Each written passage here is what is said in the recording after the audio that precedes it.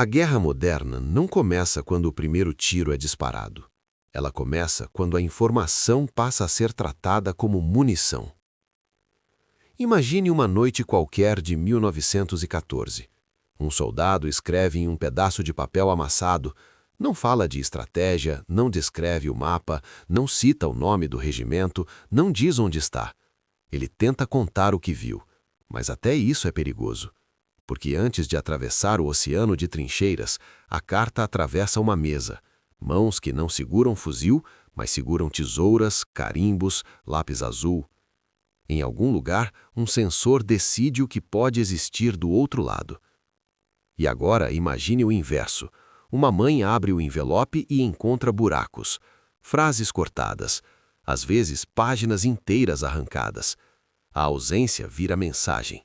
A censura não é só silêncio, é uma linguagem. Neste vídeo, a gente vai entrar na engrenagem que tentou controlar o que soldados, jornalistas e civis poderiam dizer e o que seriam obrigados a imaginar. Vamos falar dos objetivos militares da censura, do que um soldado podia ou não escrever, de como jornais e governos fabricavam coerência para sustentar a guerra, de vazamentos, boatos e rumores, do impacto direto na moral civil e militar e principalmente das diferenças entre países, porque censura não foi uma receita única, ela foi um conjunto de escolhas políticas, militares e culturais. E para não transformar isso numa história de vilões e heróis, vamos acompanhar o que os próprios estados registraram. Leis de emergência, ordens militares, comunicados oficiais, diretrizes de censura, registros de órgãos de propaganda, telegramas diplomáticos e relatos preservados em arquivos e bibliotecas. Quando eu citar algum documento, eu vou indicar de onde ele vem e quando foi produzido. E quando eu não tiver o trecho literal, eu vou sintetizar, deixando claro que é paráfrase. Porque nesse assunto, um detalhe muda tudo. Uma linha riscada numa carta pode ser só burocracia, ou pode ser o rastro de uma guerra paralela, travada no papel. A censura militar nasce de um medo muito concreto, que um exército possa morrer não por falta de homens, mas por excesso de informação. Antes mesmo de 1914, estados europeus já tinham experiências com censura em conflitos anteriores, mas a Primeira Guerra Mundial elevou isso a outro nível, pelo volume de pessoas mobilizadas, pela escala da guerra e pela velocidade com que notícias podiam circular.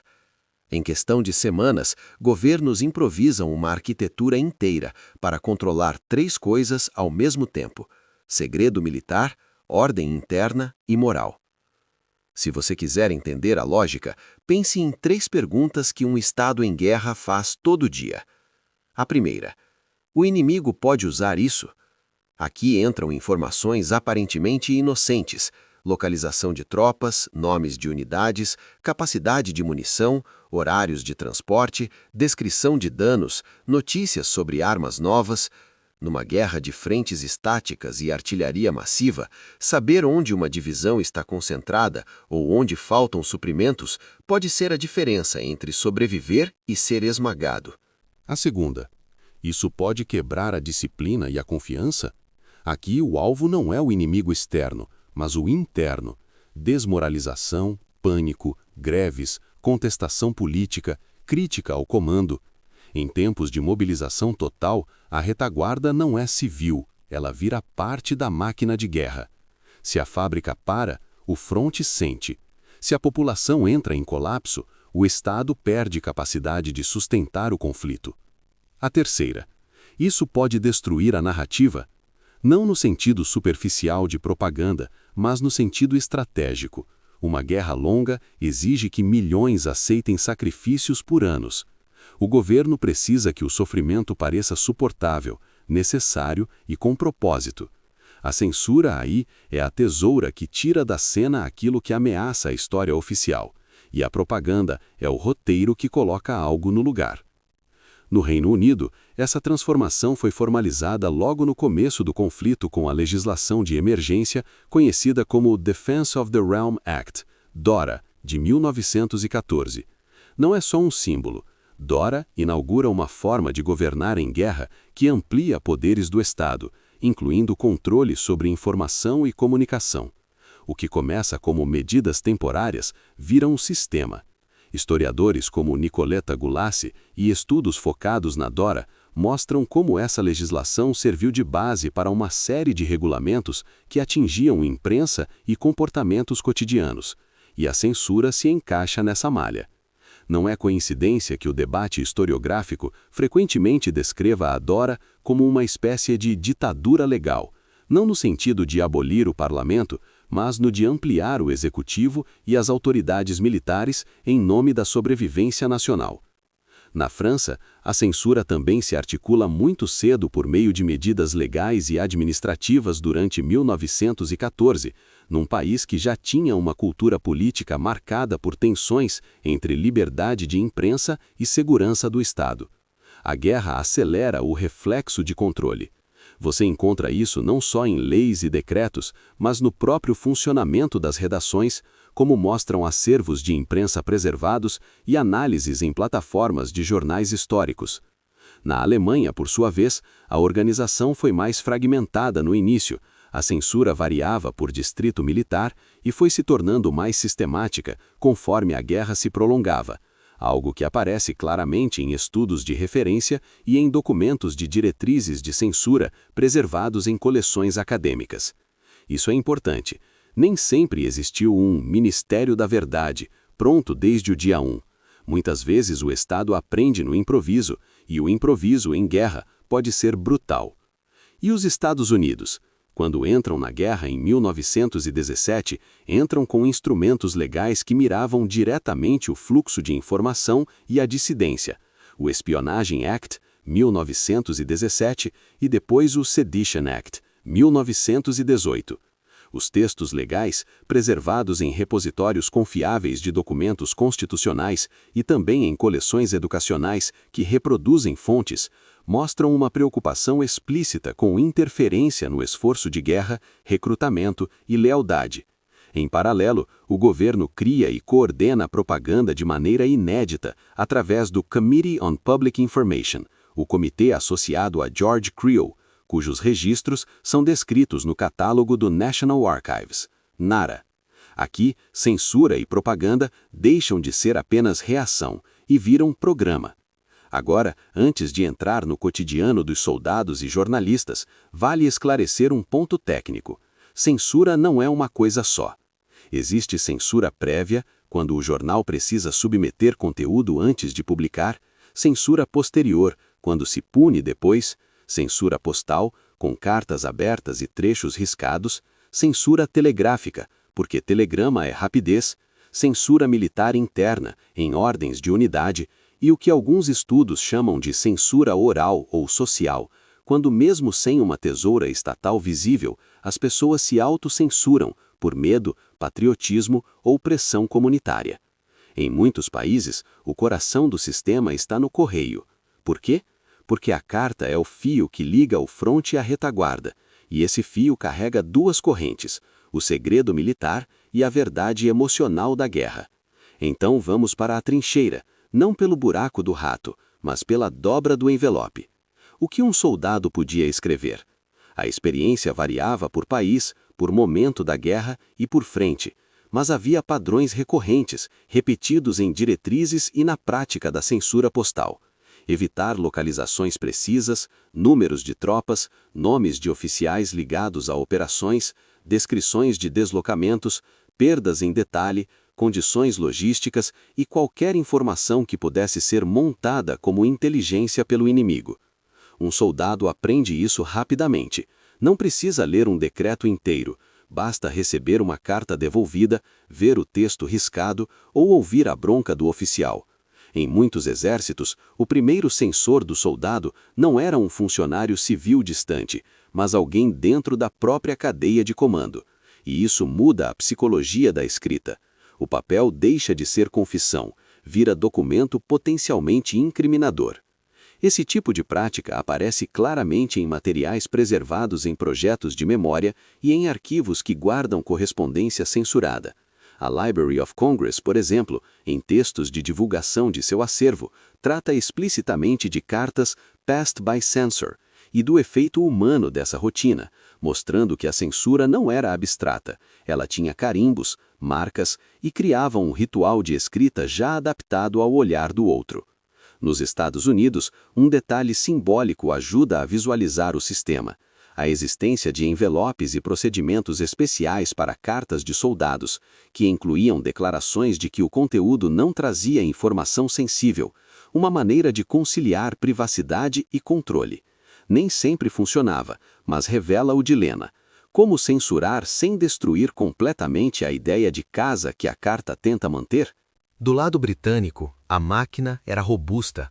A guerra marítima, a ameaça de espionagem e a centralidade das comunicações imperiais tornavam o controle postal um eixo do esforço de segurança. A legislação ampla da DORA e seus regulamentos criavam o ambiente legal para isso. E aqui entra um elemento técnico de guerra moderna. Logística não é só trem e navio, é informação sobre trem e navio. Uma carta que descreve atrasos crônicos de suprimento, por exemplo, pode ser ouro para um inimigo que tenta inferir capacidade operacional. Mas não é só isso.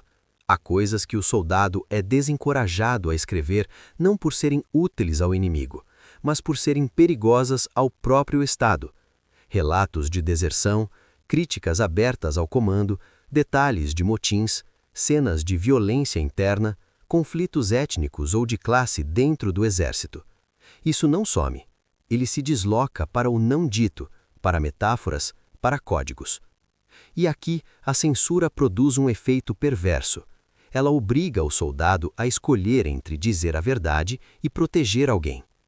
Muitos passam a escrever entre linhas, e a família do outro lado aprende a ler o silêncio. Quando uma carta diz "estou bem" repetidas vezes, a repetição vira suspeita. Quando uma carta chega com buracos, os buracos gritam. A censura também molda como se fala da morte. Soldados evitam dizer quantos morreram, onde e como. Não raro, a notícia de uma morte oficial chega por canais militares, com linguagem padronizada, sem detalhes. A carta, então, vira um campo minado. Se o soldado escreve sobre a morte de um amigo, isso pode ser retido. Se não escreve, a família só descobre semanas depois por uma notificação formal. E aqui entra um aspecto moral. A censura, ao filtrar o horror, pode sustentar a disposição de lutar, mas também pode produzir uma sensação de falsidade que, mais tarde, explode como cinismo e desconfiança.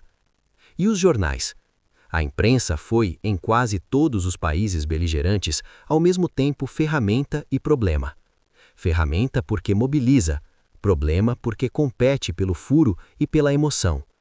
A censura de guerra tenta resolver isso com uma combinação de pressão legal, acordos com editores, regras sobre o que pode ser publicado e punições exemplares quando necessário. No Reino Unido, novamente, o ambiente legal da DORA facilita esse controle. A censura não precisa aparecer como banimento total. Pode operar como um conjunto de limites. O que não se pode informar sobre operações, perdas, deslocamentos, produção industrial sensível e, muitas vezes, o Estado prefere a colaboração ao confronto. Em vez de fechar todos os jornais, orienta e corrige. Na França, a relação entre imprensa e censura foi intensa desde o início, e acervos de jornais e análises em bibliotecas digitais francesas mostram como a guerra reorganiza a rotina da redação. Cortes, espaços em branco, artigos aprovados e uma gradual adaptação do discurso. Plataformas como a Gálica e serviços de imprensa histórica permitem ver a propaganda não só como cartaz, mas como textura diária da notícia. Na Alemanha, como mostram tanto artigos acadêmicos quanto diretrizes de censura preservadas em coleções como o German History and Documents and Images, GHDI, o controle sobre imprensa também se amplia e se refina. Um documento de diretrizes de censura de 1914, por exemplo, evidencia a tentativa de regular não apenas segredos militares, mas também o tom e o conteúdo que poderiam afetar moral e política interna. O ponto central aqui é que a censura alemã não era apenas não diga X, Era diga X deste jeito. E isso se aproxima do controle de narrativa. Controle de narrativa não é uma palavra moderna aplicada retroativamente por capricho. É uma descrição útil de um mecanismo real. Censura retira conteúdo perigoso, propaganda fornece conteúdo substituto, coerente com objetivos de Estado. Quando os dois atuam juntos, você não tem apenas silêncio, você tem uma história única, repetida, refinada e distribuída. Nos Estados Unidos, isso fica particularmente evidente com o CPI. O NARA descreve o acervo do comitê, e ali está o mapa institucional de uma campanha de persuasão em massa. Panfletos, discursos, materiais para a imprensa, coordenação. O Estado americano, ao entrar tardiamente no conflito, precisava acelerar a construção do consenso, e o fez combinando o aparato legal, espionagem ou sedição, com o aparato comunicacional, CPI. Não é que não existisse debate público, é que certos limites foram deslocados pela guerra. Agora, o que acontece quando a informação não circula pelos canais oficiais? Ela não desaparece, ela muda de forma. Vazamentos, boatos e rumor. Em todo ambiente de censura intensa, a sociedade produz rotas alternativas. Algumas são deliberadas, vazamentos de bastidores políticos, informações estratégicas entregues a inimigos, espionagem. Outras são involuntárias, rumores de mercado, conversa de trem, fofoca de porto, comentário em fila. O rumor é o jornal do tempo de censura. Ele se alimenta da falta de dados confiáveis, mas também do excesso de ansiedade. Se o Estado cala, o vazio é preenchido. E o Estado sabe disso. Por isso, muitos sistemas de censura se preocupam não apenas com jornais, mas com oralidade. Discursos em locais públicos, conversas em tavernas, rumores em fábricas, até cartas lidas em voz alta. Controlar rumor é controlar moral.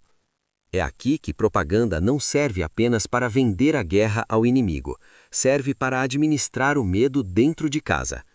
Uma evidência interessante desse clima aparece em telegramas diplomáticos, preservados em coleções como The Foreign Relations of the United States, FRUS, em que se mencionam decretos de censura e regras sobre comunicações, não como detalhes administrativos, mas como elementos da vida política cotidiana. Um telegrama de 1914, por exemplo, trata da existência de um decreto russo sobre censura militar temporária e de como isso afetava até correspondência diplomática, sinalizando o alcance da máquina censória em um império sob tensão. O detalhe é revelador. Quando até a diplomacia precisa registrar formalmente as exceções à censura, é porque a regra se tornou abrangente. Mas vazamento e rumor também podem ser armas. Estados usam rumores para desmoralizar inimigos, para justificar medidas internas, para testar reação pública. E o inimigo faz o mesmo. A fronteira entre rumor espontâneo e rumor plantado é frequentemente impossível de traçar com certeza, e é aí que a historiografia diverge. Alguns historiadores enfatizam a censura como ferramenta essencial de segurança. Sem ela, operações seriam comprometidas e vidas seriam perdidas. Outros destacam o uso político interno. Censura não só protege contra o inimigo, mas protege governos contra críticas. Uma terceira linha tenta conciliar. No começo, o foco tende a ser militar. Com o prolongamento e o desgaste, o foco desloca para controle social e manutenção de legitimidade. Em síntese, a interpretação mais aceita hoje em estudos comparativos é que segurança e política se misturam, e a proporção varia conforme o país e o momento da guerra. Efeito na moral civil e militar. A censura tem um objetivo declarado: proteger operações. Mas seu efeito real mais profundo pode ser outro: regular emoções. Para o civil, a censura cria uma guerra que é conhecida por fragmentos: comunicados oficiais, listas de mortos, cerimônias, cartazes. A dor existe, mas muitas vezes sem contexto. Isso pode sustentar esperança de se não dizem é porque está sob controle, ou gerar paranoia, se não dizem é porque está pior do que imaginamos.